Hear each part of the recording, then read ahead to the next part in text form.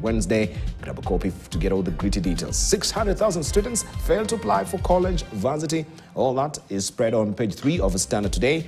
And ODM wins 1.2 billion shillings denied by Treasury. This is on page 10 of the Standard today. Iran pays last respects to Raisi.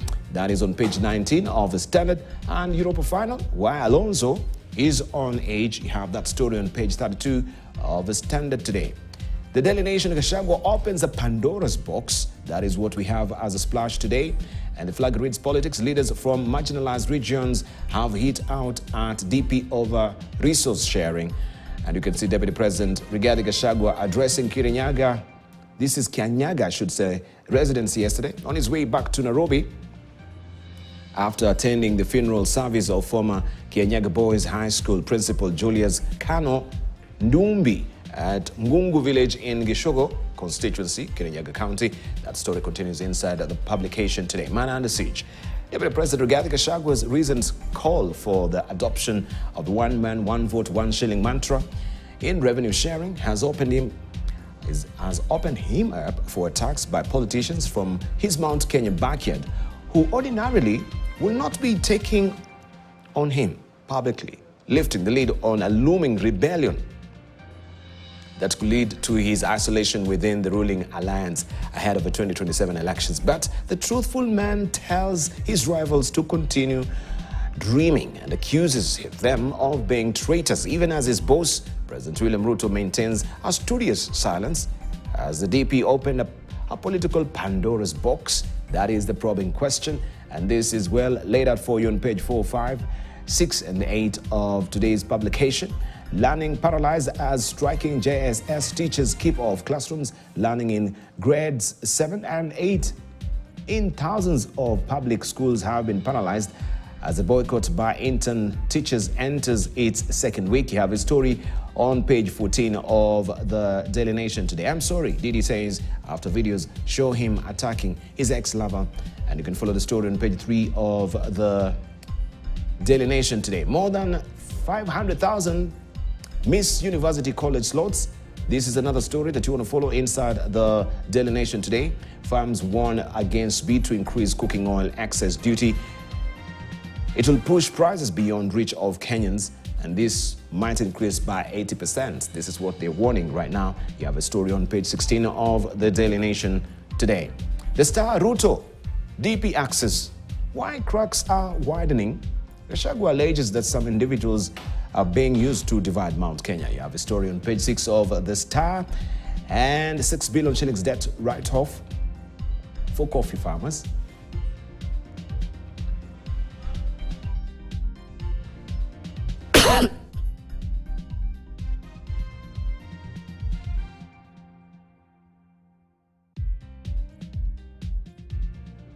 This is what we have on the front page of the Star, the 6 billion shillings debt write-off for coffee farmers. And what a towering figure here. We can see reaching for the skies here is Bernice Albertine King, the last-born daughter of civil rights leader Martin Luther King Jr. and President William Ruto, former American professional basketballer, that is Shaquille O'Neal, and First Lady Rachel Ruto during a tour of the King National Historic Site in Atlanta, Georgia yesterday. Right, this is such a towering figure, a giant there, as you can see it here. And you can follow the story inside the publication today. On the sidebar, MPs probe claims of 3.2 billion shillings spent on KICC renovation. MPs have launched investigations into claims that the government spent 3.2 billion shillings to renovate KICC ahead of the Africa Climate Summit last year. This is despite Parliament appropriating only 1.9 billion shillings to refurbish the iconic facility for the global meeting hosted by President William Ruto. The revelation emerged yesterday during National Assembly's Tourism and Wildlife Committee session with local contractors. You have a story on page 7 of the Star this morning. And brace for vegetable shortage. Farmers warn as farms flood.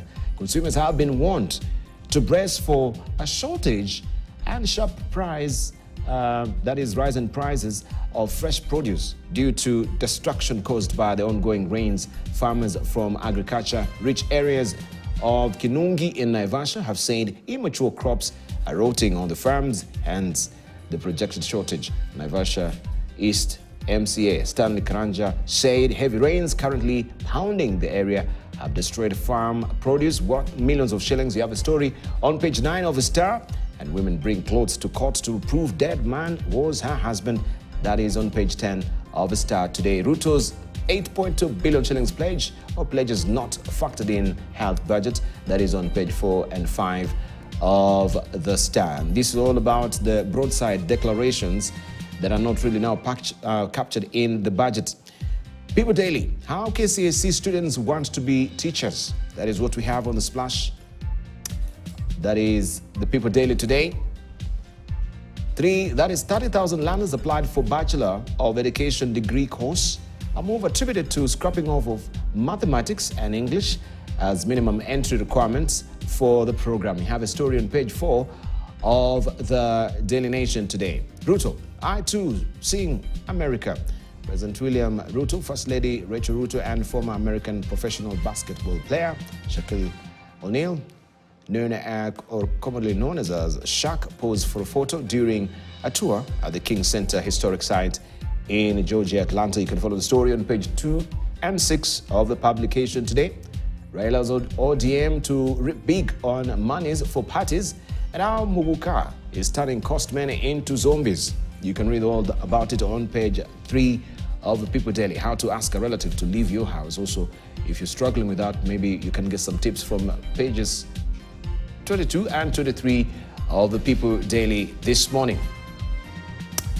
Rais anza kuvuna, that is the story that you can follow inside Taifa Leo today. Rais Ruto afananisha ziara yake Amerika na enzi za waasisi wa taifa ambapo wa Kenya walisomea ng'ambo. You can read all about it inside the publication today. Also, this telling picture of him with Shaquille is on the front page of Taifa Leo as well. ICC, Biden amtetea Netanyahu. That is the story that you want to follow on page 8 as well. Mhasibu mkuu alalama mzigo kwa waagizaji bidhaa nje. That story is on page 3 of Taifa Leo today. Serikali ilikusanya bilioni 34 ushuru wa nyumba. That is on page 4 of Taifa Leo. Liverpool FC ya jiri kocha mpya. That story on page 20 of Taifa Leo this morning. All right, let's see what we have on the front page of the Daily Monitor. I will show you the Business Daily this morning. It seems that I've missed it, but it's all about also the housing levy. Now those monies being invested in the infrastructure bond. I'll give you all the details about it much later in the course of the program. But Banja holders score big win over landlords. That is what we have on the front page of the Daily Monitor. If you're waking up in Uganda today, this is all about landowners who have not shown up for 12 years risk losing their land to both registered and unregistered occupants, a development likely to have far-reaching ramifications across the country. You have a story on page 4 of the Daily Monitor today. And electricity, floating islands causes brief shutdown of Nalubale Dam.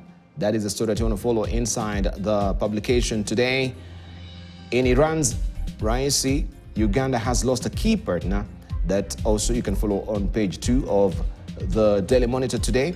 Is how to make the census exercise count. Rise in night attacks worries urban residents.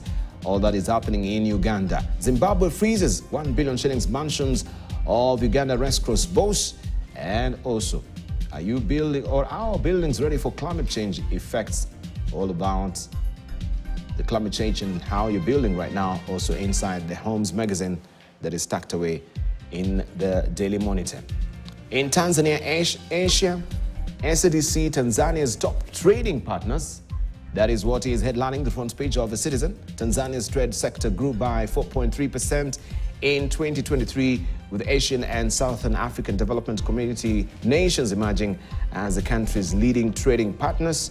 And that story continues on today's publication. And also you have a breakdown on how Tanzania's leading trading partners in 2023 fared. All those figures are broken down for you. PCCB says investigating dirty money allegations.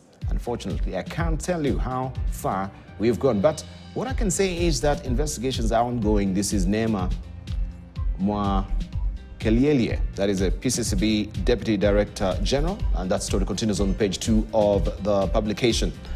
And on robots, ICT Commissioner allays fears of job losses. Read all about it inside the publication today. In Rwanda, can Africa position its carbon market finance climate action? That is a big question there. And you can read all about it inside the publication. The carbon market allows nations, companies, or entities to finance carbon cutting projects in other countries. You have the story on page 3 of the publication. Kagame, unity is foundation for Rwanda's development. And here he's seen virtually addressing delegates during the 2024 Global Security Forum taking place in Doha on Tuesday. In his remarks, Kagame told delegates that Rwanda's unity has been the foundation of the country's reconstruction and economic progress after the 1994 genocide against the Tutsis. And that story also you can follow it inside the publication today. A look at PrEP and PEP in Rwanda's HIV prevention efforts is another story on page 8 of the publication today. The East Africa this week is all about China backing Kenya and Uganda SGR Financial. China back as Kenya, Uganda SGR Financial. Says Kipchumba Murkomen says they have secured commitment from Exim Bank. The partners want more loans to take the line to DRC. That story continues on page 5 of the publication. Also, Museveni Ruto seek review of Somalia force exit. They say the mission's troop drawdown plan must align with security situation on the ground and not create a vacuum. That story is on page 8 and 9 of the publication. USDRC to go slow on Israel mining mogul. That is another story on page 6 of the publication this week. And on China Daily, Iranians mourn late president. And you can see a picture there, farewell services to include funeral and burial ceremony for Raisi on Thursday. And here we have soldiers carrying the flag-draped casket of late Iranian President Ibrahim Raisi, who was killed in a helicopter crash on Sunday during a funeral ceremony on Tuesday at Mehrabad Airport in Tehran. Raisi's casket, together with those of 7 members of his entourage, arrived in Tehran from Tabriz in northwest Iran's East Azerbaijan province, where the crash happened. And you can read all about it inside the publication today. Also, of course, we'll give you this story in Global Today momentarily. Northeast China home to more rare tiger and leopards. Also, it is in today's publication. Xi's European trip helps shift the direction of global politics. This is also a story you want to follow there on World Watch inside the publication here as well. Allow me to introduce our panelists who are already here with us. I'll run you by the editorial cartoons much later. This morning, we're joined by Dr. Mustafa Yusuf Ali, who is a conflict and resolution expert. Also, we're joined by Professor Peter Kagwanja, who is the CEO of Africa Policy Institute. We have with us as well Dr. Ken Obongi, who is a historian and also head of department at the University of Nairobi. Also, we are joined by the director of the Horn Institute, that is Dr. Hassan Kaneje. Gentlemen, good morning. Good morning. And thank you for joining us. Today we come on this, of course, our glorious studio here. We just want to hear and keep you warm as well. So it's a bit of a migration, just a little bit, right? So we shall be resuming, of course, next week to our normal studio. But thank you for joining us. I really do appreciate that you come through this morning. Dr. Mustafa, good to see you after a long while. You've been globetrotting, so you're going to give us a highlight of where you've been so far and what goodies are you coming with as well. And if at all also you had a hustler jet, you'll always tell us also what was your make as well, right? But good to see you. Welcome back. Thank you. Thank you. Thank you. Right. Professor Peter Kagwanja, thank you for joining us. You couldn't make it last week.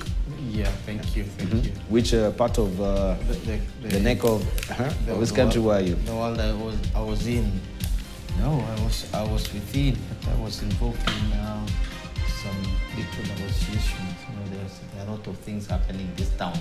I don't know whether you know, Nairobi is the capital of the world in the south. So a lot of the things are happening here. Good things. Not Limuru 4. No, We assumed. That's what I was saying. I didn't go to Limuru 3. No, 4 now. No, that's what we are planning for. To rescue the damages done in Limuru 3. Yeah, so really, if we say missing, then we assume yes, you were in the thick of things of actually. Anyway. No, that I was planning for Limuru. No, I wasn't planning for Limuru. Yeah, otherwise, it has been a very busy week. We've had a lot of things. We were organizing for a conference on Taiwan, the America's Taiwan card, which is really putting a lot of fire into global geopolitics.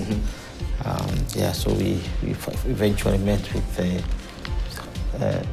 Dr. Kanenje, so he knew where I was hiding, trying to plan for some of these things. Yes. Oh, okay. Let's hear from Dr. Hassan Kanenje. Good morning. Good morning, Dibal. You know, I used to be, and I'm still a very big basketball fan, but I've always avoided taking pictures with basketball players. And you see, I'm glad the president got to meet Shaquille, but these guys tend to be giants. And I think when you see them in person, that is when you realize just actually how tall they are. The gentleman is 7 feet 1. 7 feet 1. 7 feet 1. Oh, Yeah. 7.1. Yeah, 150 kilos. 150 kilos. Yes, and I think our president is 5'9". So you can imagine the discrepancy. Now the interesting thing is if you are 6'2" in basketball, you're very short. Because I think the average is from 6'5", 6'4", going up. But I think it's good. He's in Atlanta. Atlanta happens to have one of the largest, black middle class and wealthier, African Americans, and very, very progressive. It's an important city, and it is an important state. And I think there's a message, because there's also a lot of history in terms of black history and, the civil rights movements and stuff like that, informing part of the general American South struggle. And so it is also significant. I'm sure it's going to be taken around a couple museums as well.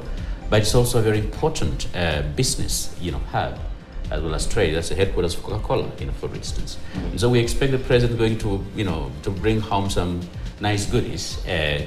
Whenever our president goes out there to look for something, I think we have a responsibility as a country, to try and support, those kind of efforts. Because if he succeeds in that endeavor, then we succeed on this other end. Of course, that doesn't mean that we're going not to discuss, the trip, the good, the bad, or the ugly. But generally, we think this has been a little bit of a game changer in a very long time, and we hope that the benefits are going to profit, the people of the Republic of Kenya. Indeed. Let's hear from Dr. Mbongi as well. You'll give us a rich seam of history as well. Oh, wow. On, our storied history with America as far as bilateral relations is concerned.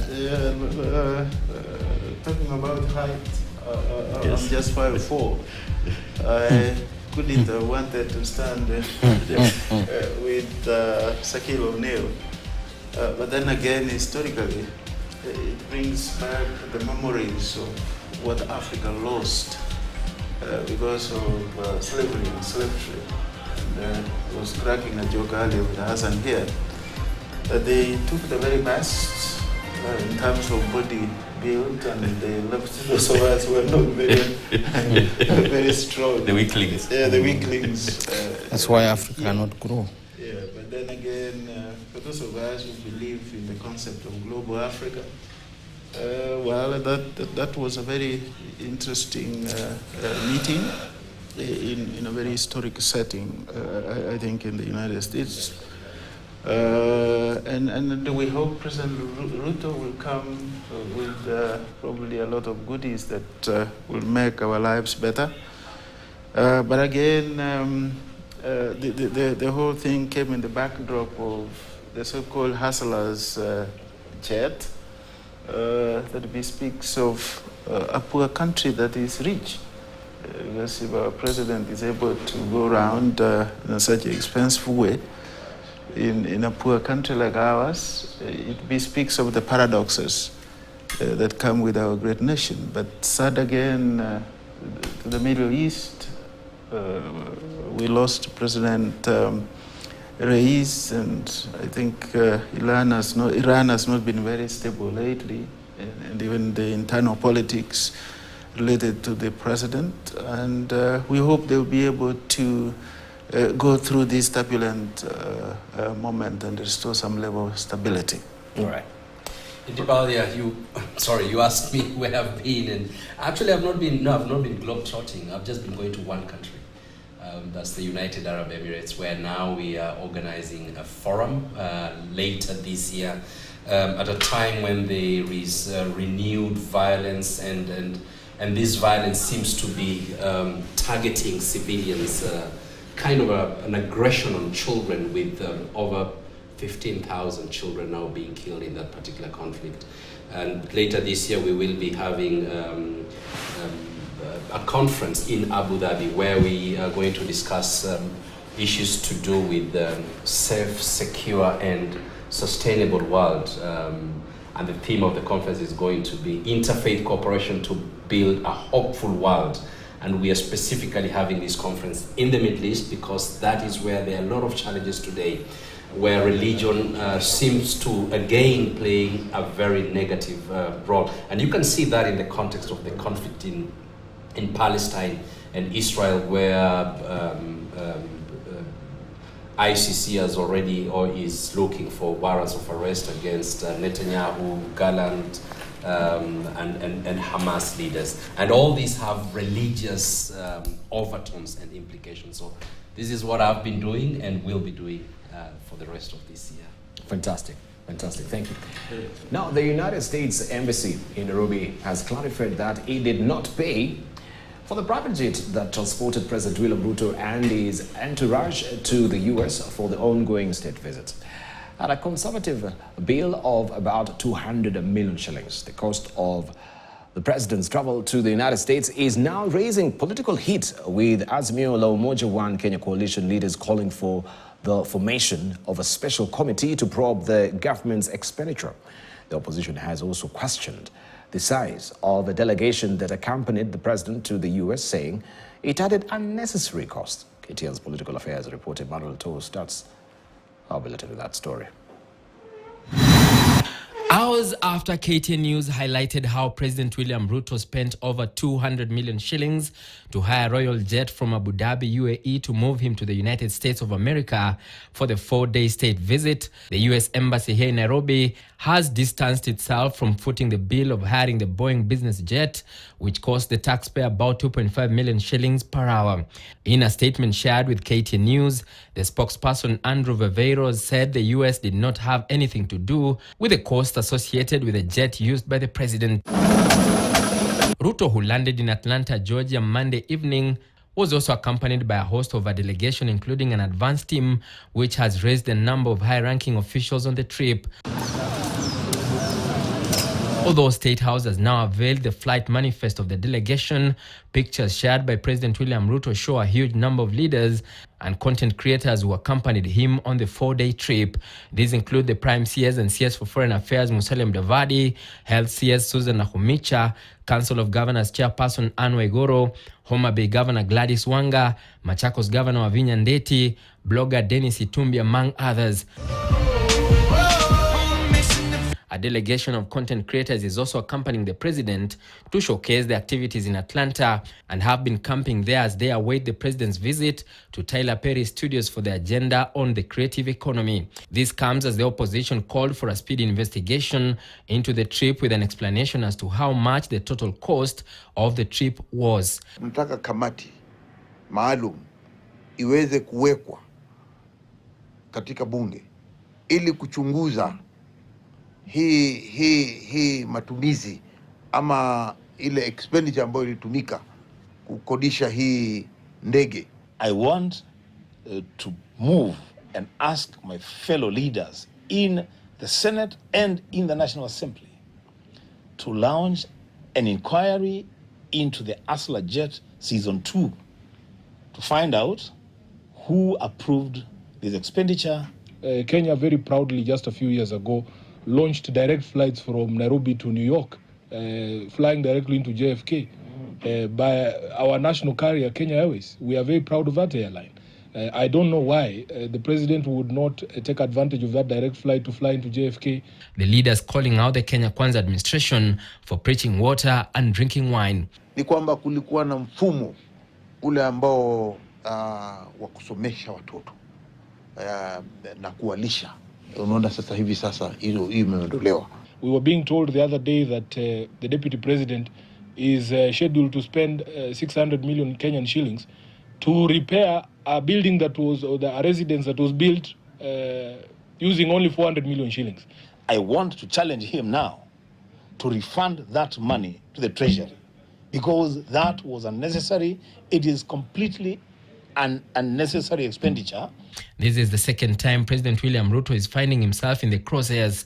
11 years ago, a special committee led by the then Budalangi MP Ababu Namwamba began proceedings to ascertain how Ruto, a deputy president then, hired a Bombardier 850 Challenger for 100 million shillings for a shuttle diplomacy across the continent. Back then, a top cartoonist, Gado, depicted how Ruto valued his luxury without minding about the burden he was putting on Kenyans in the expensive jet. A current jet in question, fitted with 10 auxiliary tanks, went into commercial use about 9 years ago. This particular one, used by President Ruto and his team, is configured for day travel at 34 seats, 8 of them VIP, 8 business and 18 standard, and it also has an executive bedroom. Emmanuel Toh, KTN News, Nairobi. And President William Ruto has asked Kenyans to stop complaining about high taxation, as there are citizens of other countries who pay more taxes.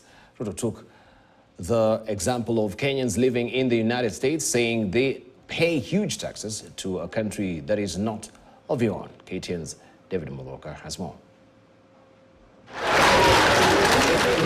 President William Ruto delved into the contentious taxation issue at a meeting with hundreds of Kenyans living in the United States, held on Monday evening at the Cobb Galleria Center in Atlanta, Georgia. The head of state defended his government's decision to raise taxes in the past 2 years, despite promising Kenyans that he would reduce the cost of living once elected president, by saying that Kenyans are not overtaxed as they claim. You people who have a payslip here, payslip yenu iko na mlolongo ya taxes ama hakuna? Na ni fupi ama ni mrefu? Alafu si mlolongo ya taxes ni mrefu hapa. That is how you build a country, my friends. You don't build a country because of debts. Ati kukopa hapa na kukopa pale. You build your country using your own taxes. So, munite zakayo, munite nini, lakini tulipe tax tujenge Kenya. In what appeared as the government's position on the Finance Bill 2024, which once passed will see Kenyans tighten their belts even further, the president said that the country will only be financially transformed through taxes. Sasa nyinyi mnafikiri ati Kenya itajengwa na wa Chinese ama itajengwa na wa Marekani? Sisi ndio tutajenga. Tuko pamoja. So tafadhali mwambieni wale ndugu zetu wako nyumbani, mwambie hapa mnalipa tax. Na mnalipa tax kwa nchi ambayo si yenu. What the president did not mention is that the minimum wage in the least paying state in the United States is $1,200, which is 160,127 shillings per month, while the minimum wage in the country, after being increased by the president during this year's Labor Day celebrations, is a meager 15,200 shillings. The contentious Finance Bill 2024 is set to be enacted after the current public participation exercise. It proposes, among other things, the increase in the value-added tax on bread from 0% to 16%. This will see the price of a 400-gram loaf of bread increase for another year in a row from 65 shillings to 75 shillings. The new bill also seeks to introduce the motor vehicle circulation tax that will see motorists off from 5,000 shillings to 100,000 shillings to keep their vehicles on the roads once passed. All hopes now lie with members of parliament who are expected to decide on the fate of the bill by either enacting it as it is or making amendments after the current public participation. David Muthoka, KTN News. Now, the apparent war pitting President William Ruto and his deputy Rigathi Gachagua escalated, with the DP claiming there is a section of leaders from Mount Kenya who are being used to divide the region. Gachagua says the few leaders are pursuing their own selfish interests, but that they will not succeed in betraying the populous region. And as KTN senior political affairs reporter Daniel Karuki now reports, the split between the Kenya Kwanza leaders was akin to the Ki, Eleweke and Tanga movements that characterized the former regime of President Uhuru Kenyatta. It's often said the more things change, the more they remain the same. This now applies to the unfolding political events in Mount Kenya region, pitting leaders from the ruling Kenya Kwanza coalition. The battle lines have been drawn against the two factions within Mount Kenya region, one allied to Deputy President Rigathi Gachagua and another that seeks to have the DP replaced as running mate in the 2027 elections. Tuesday, Gachagua was gun blazing. The second-in-command addressed stopovers as he headed to Kirinyaga County for a burial ceremony. The DP broke his silence, accusing several leaders of being used to divide the region. Kunia no tukunia. Na gutiri hede tukono thamaki. Tondwira atwe ni kuda gutume. Twe hachira ya tu horo wa ndacia cio. Taru turario horo wa igai wa besha tukauga andu ni maheo besha na wingi wao. Ni turahitia. Mundu wothe urabingo horo cio ni gakunia kari gakunia. Accompanied by several Mount Kenya leaders, the DP equated his opponents to leaders who betrayed the Mau Mau during the fight for independence. Na tukunia no gutu aturaga nginya hende ya muthungu. Mumenyerere muno andu a nyumba itu tutikae kugayukana. Tunasumbua sana, naibu wa rais, ni watu wa mlima huu. Kuna watu ambao wako na ndoto kwamba wanaweza kukutoa mahali uliko wakalie. Kama kuna wale wanaota waote, walale na waote tena. Manake ndoto sio mbaya, unaweza kulala, ukaota tena, ukaamka tena, ukaota tena, ama vipi? The emergence of the two factions in the ruling coalition is similar to the Kieleweke and Tanga during former President Uhuru Kenyatta.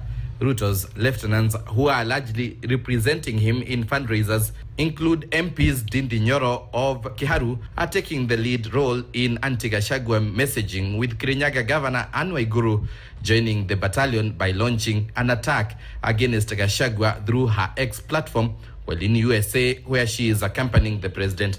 Waiguru says, and I quote, "While we respect the office of the deputy president, and indeed any other office of leadership, a progressive democracy does not allow us, as occupiers of public leadership offices, to personalize them to the extent that it becomes taboo for anyone to nurture and express ambition to occupy them. We hold these offices in trust, not as owners." End of quote. Na tuache mambo mingi, siasa mingi ya kutafuta viti. Hii viti napeana na Mungu. Ngoja wakati wako Mungu atakupatia ile amekupangia. On the other hand, Gachagua's team is being led by Embakasi North MP James Gakuya and Nyeri Governor Mutahi Kahiga, who want the president to make his stand known over the continuing disrespect by the youthful MPs whom they claim are being used by the president. On Sunday, in a church service in Nyeri, Gachagua mobilized over 20 MPs in a show of political might, and in Kirinyaga during the burial of Julius Kano Dombe, former principal Kianyaga High School, the second-in-command had several MPs who pledged loyalty to him. You were ordained as the leaders in this nation, and we fully support you. From the mountain, you have our blessing, Your Excellency. The mountain continued to rumble 3 years into the 2027 elections. Daniel Kariuki, KTN News. The renewed debate over the proposed one man, one vote, one shilling revenue sharing formula, spearheaded by Deputy President Rigathi Gachagua, has sparked a storm with a section of leaders and the Northern Leaders Forum terming it retrogressive. The leaders say the formula being propagated is targeted at marginalizing some areas further. Jeff Kiroi has more. Rigathi Gachagua, Deputy President of the Republic of Kenya, is a believer and a proponent of one man, one vote. Deputy President Rigathi Gachagua is a man under siege. The second in command finds himself on the receiving end, with a caucus of leaders from northern Kenya terming the one man, one vote, one shilling formula retrogressive. I urge the proponents of one man, one vote, one shilling to step down from this regressive clamor and focus on promoting equitable and inclusive development and across the country. And if they persist, we'll also continue with one man, one vote, 1 kilometer. The idea of one man, one shilling is meant to marginalize further the counties of the north.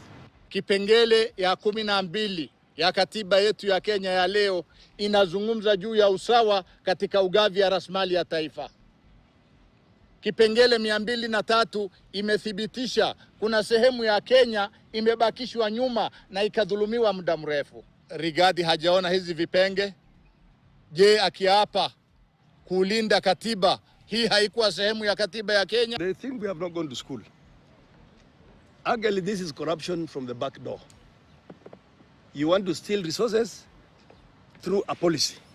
The leaders have now taken the war to Gachagua's doorstep, accusing him of championing the interest of one region. Iwapo anathibitishwa hatoshi kukuwa kiongozi wa Kenya, then arudi kwa Mlima Kenya, awe governor huko, ataheshimika zaidi. We must transcend regional advocacy and embody the role of a national leader, ensuring that all Kenyans benefit equitably from our collective resources. The era when these regions were neglected and denied resources, including from 1965, when the sessional paper number 10 of 1965, where they said that the resources will only go to where there's returns, as if we were running a business, is no longer there. The one man, one vote, one shilling formula of revenue sharing was contained in the BBI proposals, which was then vehemently opposed by the current regime. In pushing for the formula, politicians from Mount Kenya region argued that the region produces over 30% of the national revenue, and therefore allocation of resources should be based on population. And we'll be pushing that agenda. Not because we come from a region that has a high population. No, because it's the right thing to do. It is fairness. Let's be fair. And resources are about people. Usilete ukabila kusema huyu ni nani, huyu ni mwezi, sisi wengi, sisi nani. Si mlikuwa wengi na mlipatia Ruto kura. Kwa nini hamkuchagua basi peke yenu? Now we are tired of this issue of no resources should go to northern Kenya. We are tired. We want resources to go there because we are part and parcel of this country. In the current revenue sharing formula, population covers 45%, basic equal share 25%, poverty 20%, land area 8%, and fiscal responsibility 2%. Jeff Kirui, KTN News.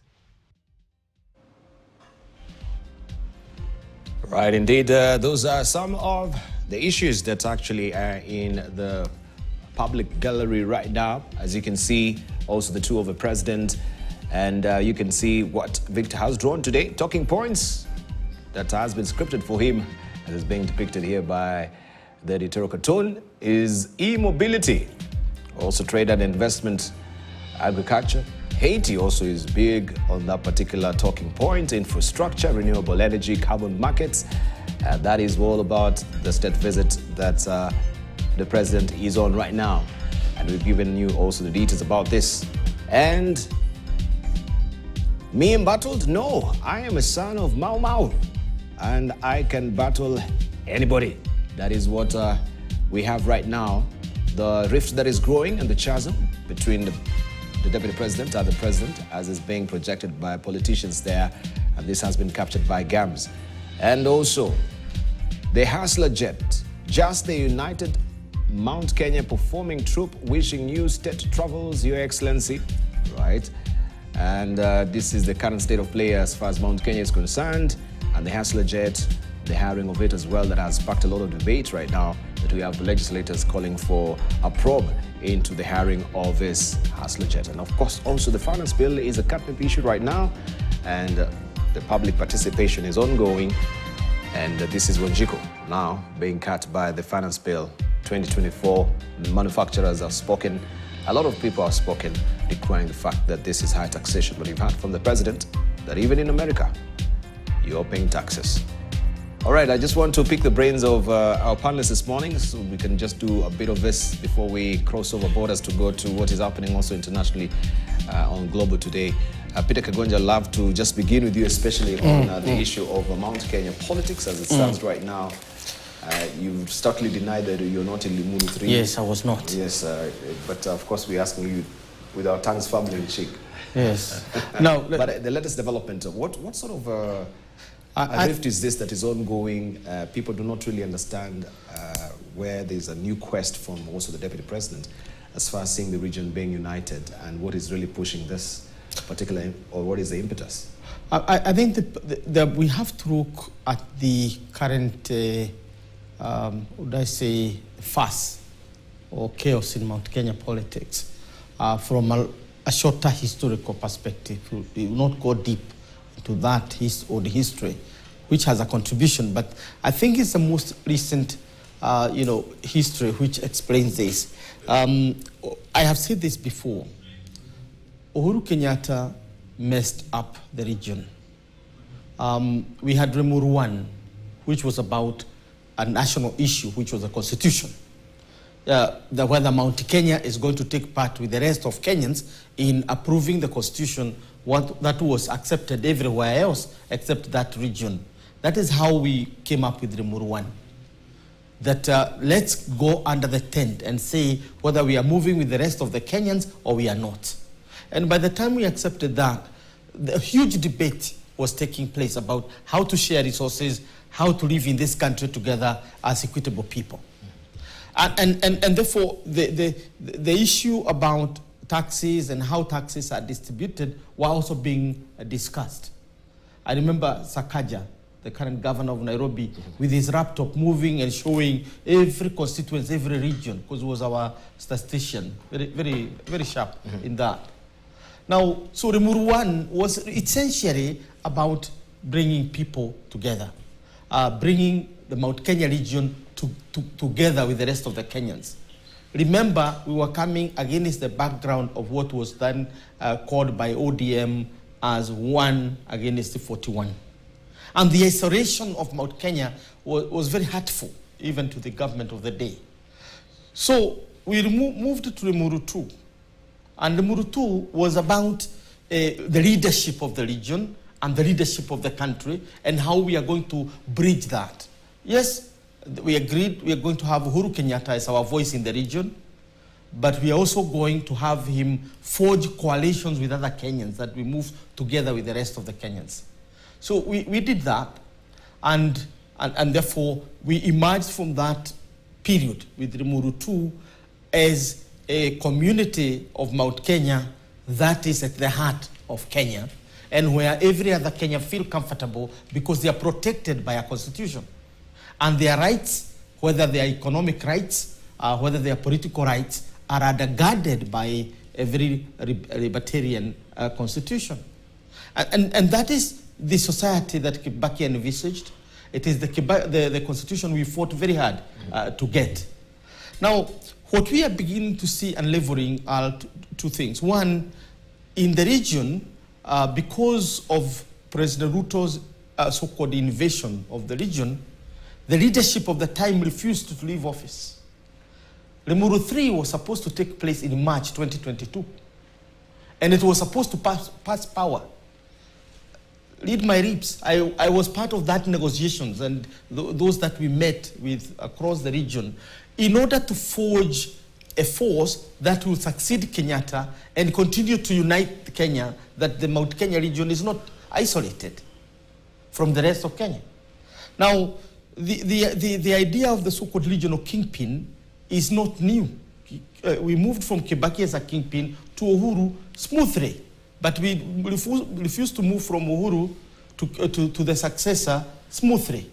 And therefore, UDA came and swept the board.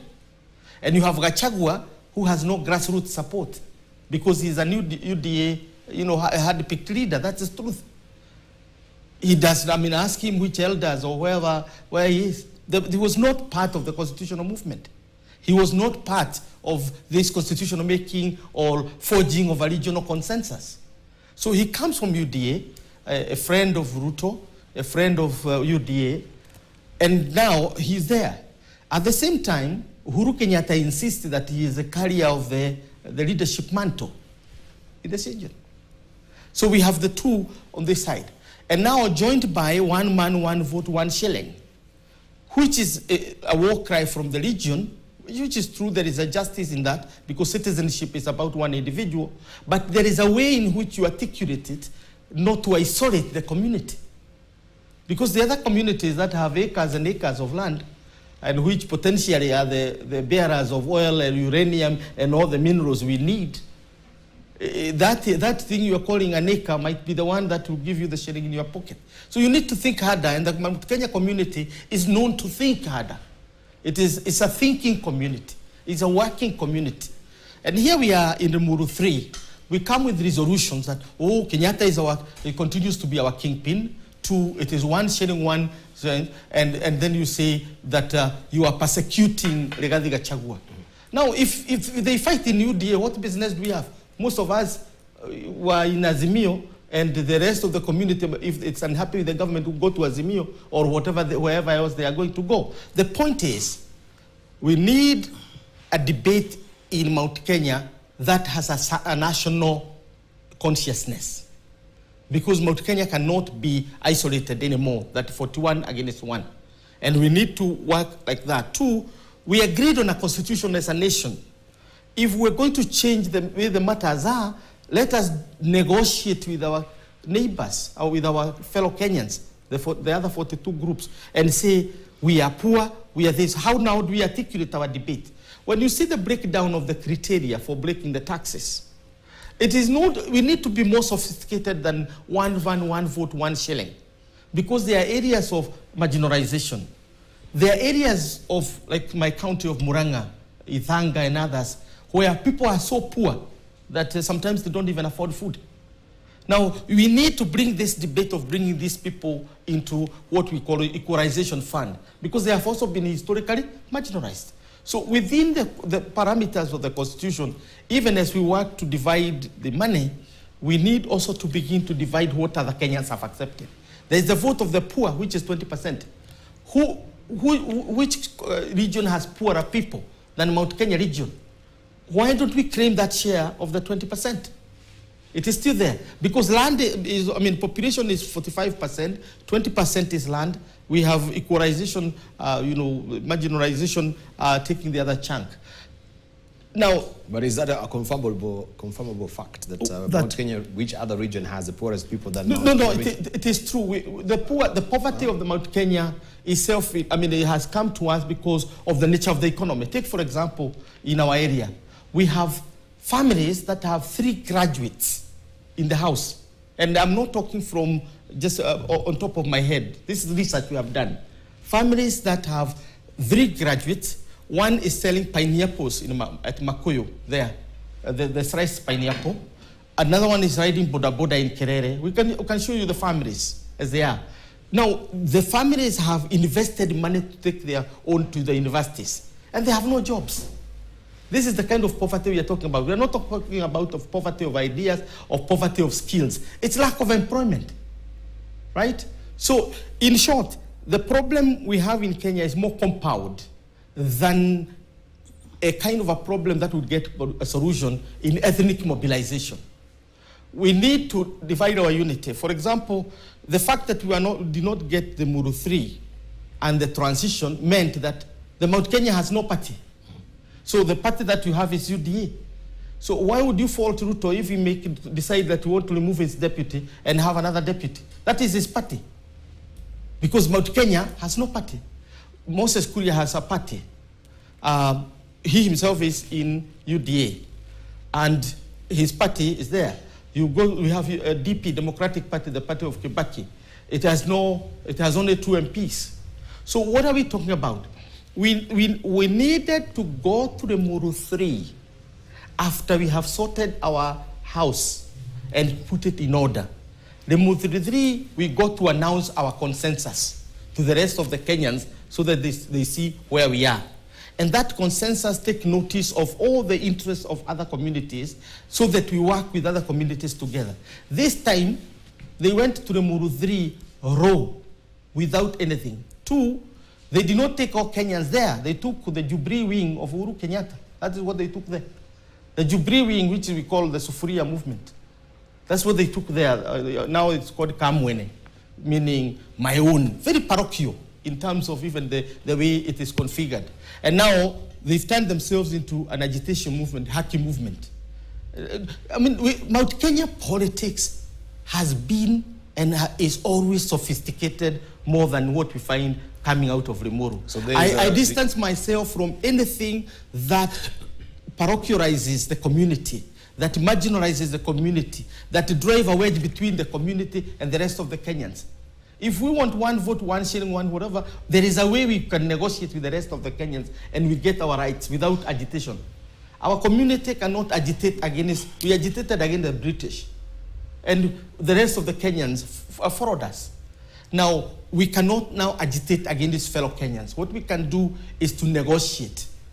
And negotiation is not having a firm position. It's saying, this is a population of our poor, people who are poor. This is the way we think, because the formula we have was negotiated within the context of the Constitution. Now, Rigathi Gachagua is using that formula to radicalize the Kikuyu politics. It is not fair, because we are coming from deep. By the time we're in 2008, those who were here on January 2nd, 2008, would not dare do what now the post-Limuru politicians are doing. You can't. If you are there on 2nd of February, when it was the Kikuyu and Kisis and others versus the rest of the Kenyans, whether it was a logical consequence or it was not, the point is we don't have to go back there. There is always a way of negotiating honorably and with dignity. And Kenyans talk. We talk to each other. We talk to each other. So the post-Limuru Mount Kenya, as now configured, is chaos and anarchy. We need to put our house in order. We need to go to Kinoru. We need to go to Roringo. We need to go to Ihura in Muranga. We need to go to Kirigiti, find consensus within our regions, within our counties, and then come to Limuru to tell Kenyans what we have thought after taking into account everything that makes us who we are. Because Mount Kenya is the center of Kenyan politics. And you cannot behave and this country misbehave and this country hold it together. All right, it's ticked up to 7 o'clock right now. And when we circle back, of course, we shall be looking at the president tour, the debate